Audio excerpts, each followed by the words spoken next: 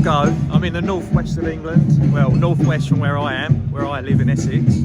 Travelled a long way. We're up at Bury, Manchester. Bury's just sort of north of Manchester. Going to do a bit of Sega Game Gear hunting up at CEX, use the rest of my credits. I've still got a good £30 left in vouchers, and then me and the missus are going to head up to Arcade Club. I've been to Bury Arcade Club before, but it was for a game convention, Timeless. I went to Leeds Arcade Club not too long ago, about last month for my birthday, so it'd be good just to see what it's like on a normal scenario without it being an event day. So yeah, really looking forward to it. But anyway, first let's head to CEX, see what retro games we can find, and see if we can find any more Sega Game Gear. Let's go. Now on the way to CEX, this really caught my eye. It's a charity shop just opposite down the road. Some few lovely condition box, Crackdown, NARC, or not. Amiga or Amstrad games, I think they were. Really well priced, so about £10 each, and they'd go for, you know, 20 quid at least on eBay, but I'll be buying them literally just to flip. So I thought, you know what, I've got enough micro stuff which I haven't sorted out, so I thought I'll leave them there just for anyone who wants some more. So over to CEX, in the front window, I wasn't overly elated from what I can see straight away. Super off-road, there's some decent stuff in there, but just the normal things. It wasn't like any massive treasures. Obviously that was a nice Sega Mega Drive game there, but it wasn't anything out of the ordinary that you don't see every day. First impression walking in was, wow, it is quite a big, large CEX, and it's literally from where we were staying in Bury was only like I think it was a 2 or 3 minute walk, so it wasn't like I had to travel into Manchester at all. But as you can see me panning around with a camera, I couldn't really see any retro. I was like, no, but I thought, I've learnt my lesson. I know you can ask, and there's always loose carts in the drawer. So I wasn't alarmed. I thought I'd go around, see if there's anything else hiding at the back. And I did find some OG Xbox, nice, healthy, decent, you know, amount of games there. I've got Raw still to play. I've got that out at the moment, just in front of my system.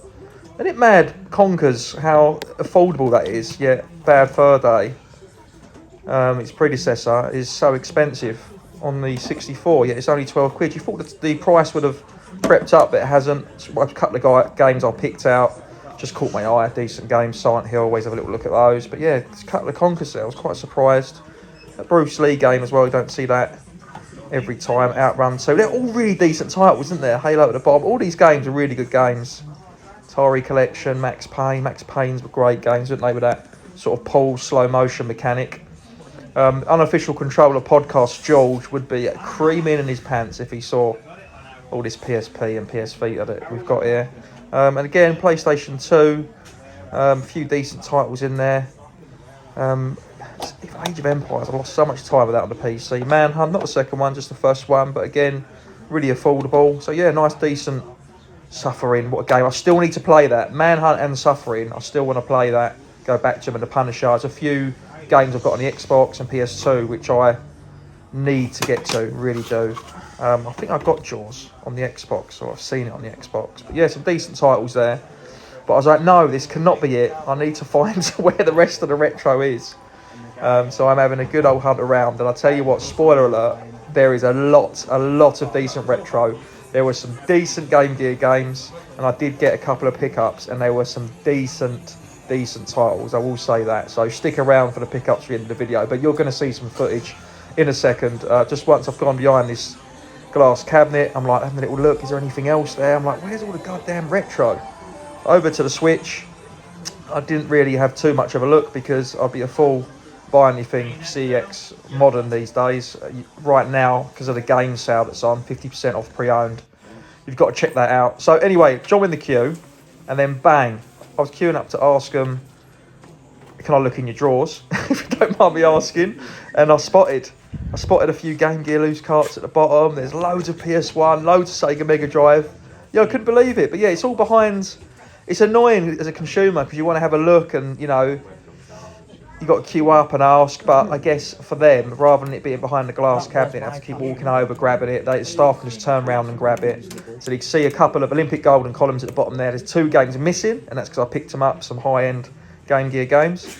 But yeah, absolutely loads of decent retro. Beavis and Butthead, Gunstar Heroes, Bonkers, and loads of PS1 games. But yeah, could not believe it. Anyway, let's head back and check out the pick. Pickups. Well, here we go. We're back in the games room in the old Game Gear corner, or temporary Game Gear corner, if you will.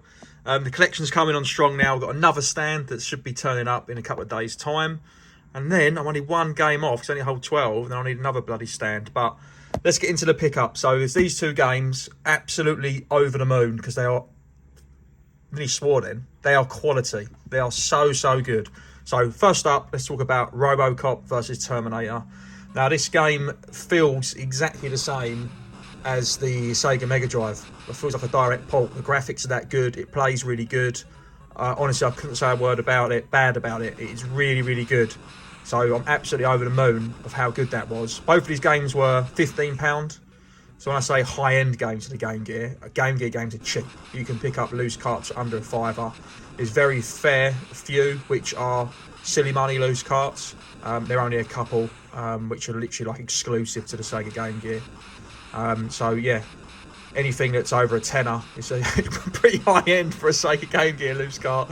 Unless everyone jumps on the back of the bandwagon after this series and gets involved. Hopefully they won't, and then the prices will stay low for me and I can carry on building the collection. But yeah, absolutely over the moon. So this is a great game on any system. Guys, let me know if it's on the Master System, because on the Mega Drive it plays great. There's lots of arcade RoboCop games. I don't think RoboCop versus Terminator has got an arcade release where it come from originally, but I might be wrong. But yeah, let me know. So yeah, you play as RoboCop and then you end up sort of meeting Terminator at the end of the levels as like a boss. Right, and the next game, so I was quite surprised this was only 15 quid, to be honest. I thought it might be more. Spider-Man, Return of the Sinister Six. So if you're a mad Spider-Man fan, you'll probably tell me a little bit about this. But yeah, I don't know what other systems this version of Spider-Man is on. But yeah, I wouldn't have been surprised if this was like a 30-40 quid loose cart.